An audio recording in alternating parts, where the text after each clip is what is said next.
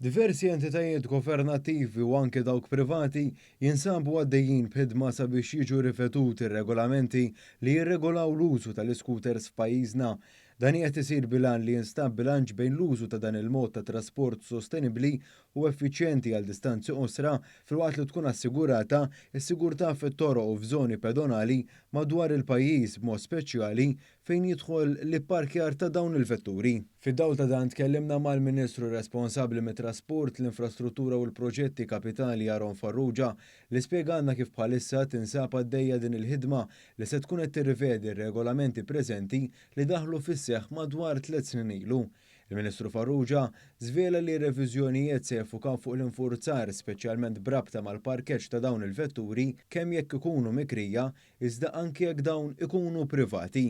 Ħajkun hemm enforcement ferm ikbar anke sa permezz ta' Transport Malta fejn qabel ma setawx, imma din naraw ukoll illi flimkien anke mal-operaturi, x'inti għandek either operaturi illi jkunu qegħdin joffru l-faċilitajiet tagħhom jew kellek persuna nixtara l-iskuteru u jużah u biex imur ix-xogħol biex jivvjaġġa mod jew ieħor. Però qegħdin naraw illi flimkien ikollna pjan holistiku ta' kif anke jkollok postijiet fejn jiġu parkjati dawn.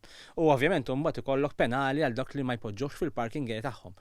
Farrugia ta' xi eżempji ta' modi ta' kif dawn il-penali jistgħu jingħataw b'mod effettiv. Per eżempju, jekk inti ħalas deposit u tieħdu lura x'in iddaħlu lura l-scooter, jekk inti ma ġġedux ġo parking slot tiegħu, inti dak titilfu. Jew inkellek inti qiegħed fuq credit card tibqa' tħallas sakemm ikollok iddaħlu fil-parking tiegħu. U għazit jgħid li anke l-postijiet fejn dawn jintrikbu għandhom ikunu adattati għal daqstant dawn għandhom ikunu użati f'toroq assenjati. Il-Ministru stqar li dawn ir-regolamenti mistennija li jitlu fis-seħħ għas-sajf li ġej e kif l-użu tagħhom jiżdied b'mod konsiderevoli madwar il-pajjiż.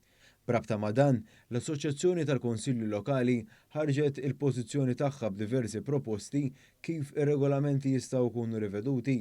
F'kitba l-President tal-Assoċjazzjoni Mario Fafa għal kif l-Assoċjazzjoni tal-Konsilli Lokali qed tipproponi li wieħed iħallas depożitu ta' 10 euro li jingħata lura wara li l-iskuter tkun iddaħlet fil-parking station assenjata liha biex ikun inċentivat il-parkeġġ f'postijiet apposta.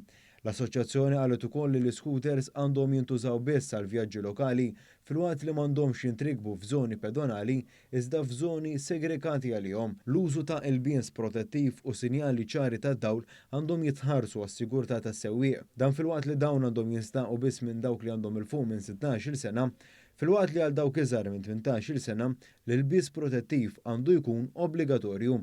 L-istess assoċjazzjoni għamlet referenza għal liċenzji operattivi għal dawk l-operaturi li jikru dawn l-scooters filwaqt li l-scooters kollha ikollhom liċenzja adattata.